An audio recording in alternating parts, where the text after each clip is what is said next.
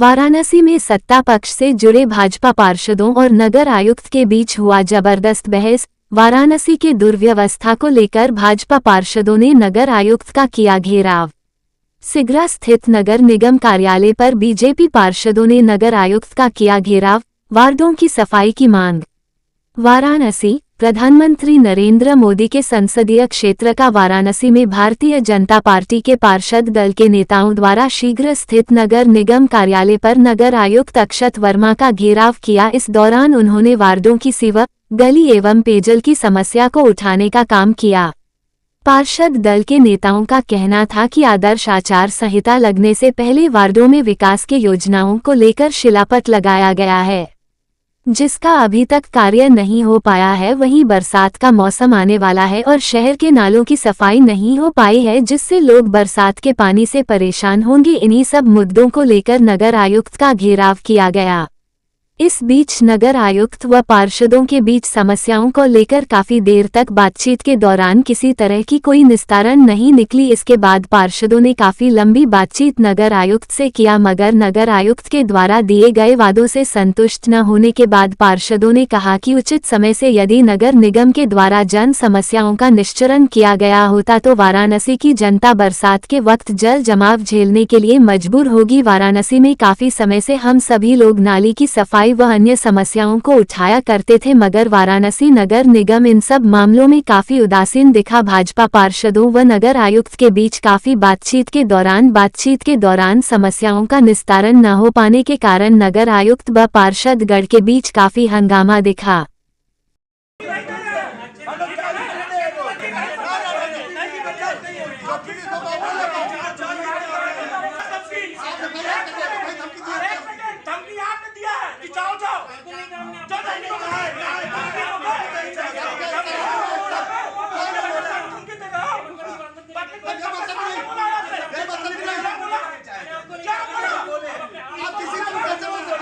पार्षद Bharatiya Janata party ward 69। Indra जी, आज क्या मामला है, किस तरीके से हुआ है? देखिए, मामला कुछ नहीं है। मामला है कि बरसात सन्निकट है। बरसात को देखते हुए हम लोगों ने पहले भी एक जिम्मेदार नागरिक की जनप्रतिनिधि होने के नाते जनता की समस्या को दूर करने के लिए जनता ने हमें चुना।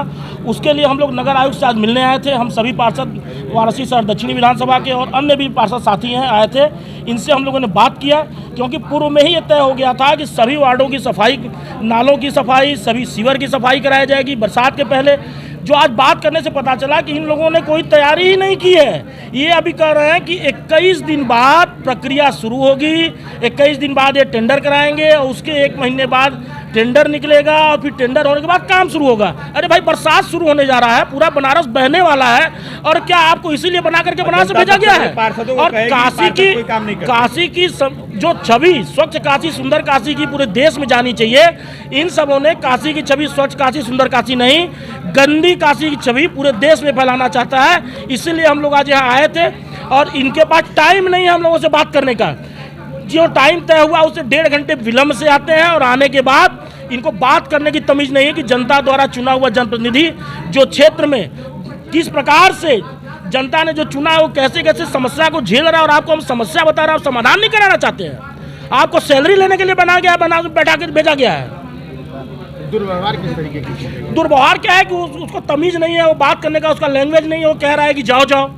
अरे वो ये भूल जाए कि हम लोग अगर जी भाई साहब करके बात करते हैं तो उसके आगे के भी हम लोग को काम करने आता है। हम लोग छात्र राजनीति से आए हैं। जाओ जाओ ऐसा कर दिया जाएगा ना कि ये यहाँ नहीं, ये बनारस के बाहर चला जाएगा।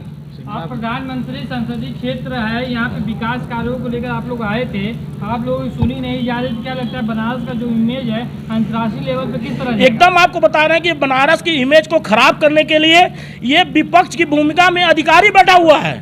अधिकारी नहीं चाहता कि काशी की छवि स्वच्छ काशी सुंदर काशी की जाए। ये अधिकारी चाहता है कि काशी में हम मनमाना करें, और जब समस्या पैदा होगी तो इनको भ्रष्टाचार करने का मौका मिलेगा। और हम लोग नहीं चाहते कि इनके भ्रष्टाचार की वजह से हमारे सरकार की छवि खराब हो, हमारे संगठन की छवि खराब हो। एक अहम जी कहिए, उनका कहना है कि हमारे जो अधिकारी हैं वो कहीं ना कहीं से संगठन का और सरकार की छवि को धूमिल कर रहे हैं। देखिए, बिल्कुल गलत बात है। आप खुद लोग यहाँ 2 घंटे से, मैं 2 घंटे से यहाँ बैठा हुआ हूँ। एक एक समस्या मैंने यहाँ नोट भी कर ली, सबके कागज भी हैं, एक एक से सब वार्तालाप भी कराया। कुछ लोग उसमें तुम करके और तुम कैसे नहीं करोगे इस तरह की बातें कर रहे थे, और ये जो है हो सकता है उसमें हीटेड आर्ग्यूमेंट में कुछ हुआ हो। तो भाई लोगों को भी ध्यान रखना चाहिए कि जब एक सम्मानित, भाई मेरा कोई अपना व्यक्तिगत सम्मान नहीं, पद का सम्मान है, अगर आप वही नहीं करोगे तो कोई छवि बचेगी नहीं किसी चीज़ की। तो अगर इस तरह का किसी ने किया था तो भाई उसी का जवाब देने में चीज़ें हुई हैं, और किसी का कोई अपमान नहीं किया गया। मैंने सबकी समस्या नोट की है और सबका निस्तारण भी करा। सर एक सवाल ये उठता है कि बरसात आने वाली है, आने वाले दिनों कुछ भी मानसून शुरू हो जाएगा, और पिछले जो ट्रैक रिकॉर्ड रहे हैं जल जमाव का लगातार नालियों की सफाई की न होने की वजह से रहा है, तो इस बार क्या आप आश्वासन देंगे, इंश्योर करेंगे कि किस तरीके से इस बार जो जल जमाव की स्थिति उत्पन्न नहीं होगी शहर में?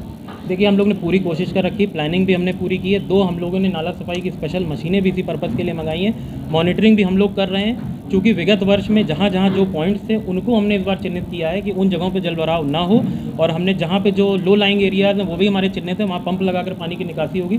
प्लानिंग हमारी पूरी है और पूरी उम्मीद करते हैं कि इस बार इस तरह की कोई भी विपरीत परिस्थिति उत्पन्न नहीं होगी, और जो सूचना आएगी कि भाई कहाँ ही संभावना है तो उसको हम फटाफट टेकअप भी कर रहे हैं। सर पार्षद और अधिकारियों के बीच में जो कोऑर्डिनेशन लैप है, कम्युनिकेशन गैप है, इससे कहीं ना कहीं से आम जनता नुकसान उठा रही है, और कहीं ना कहीं से ये जो चीज़ें हैं वो समाज में अच्छी नहीं जा रही है। क्या इसके सुधार के लिए भी काम किया जाएगा? देखिए बिल्कुल कोई गैप नहीं है, चूंकि बीच में आचार संहिता लागू थी तो कोई भी, हम लोग तो अधिकारीगण तो यहाँ बैठते ही थे, लेकिन बीच में पार्षदगण अपना स्वयं कार्यों में बिजी थे, चुनाव के कार्यों में, तो बहुत दिन से वार्तालाप नहीं हुआ था। हम लोगों ने टाइम भी सेट कर रखा और सबकी आपस में बातचीत होती भी रहती है।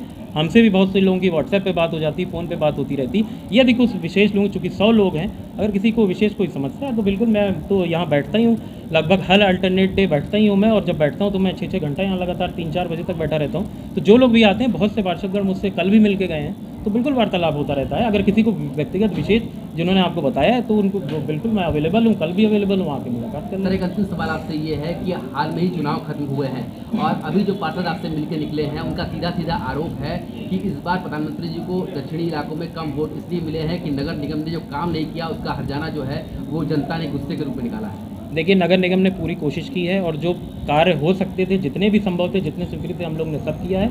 यदि कोई आरोप प्रत्यारोप लगा रहा तो इस पर हम कोई टिप्पणी नहीं करेंगे। आप जो पास्ट ईयर डेटा है उसका खुद एनालिसिस कर सकते हैं कि उनमें कितनी सत्यता है। मैं इस पर कोई कमेंट नहीं करूँगा। Thank you.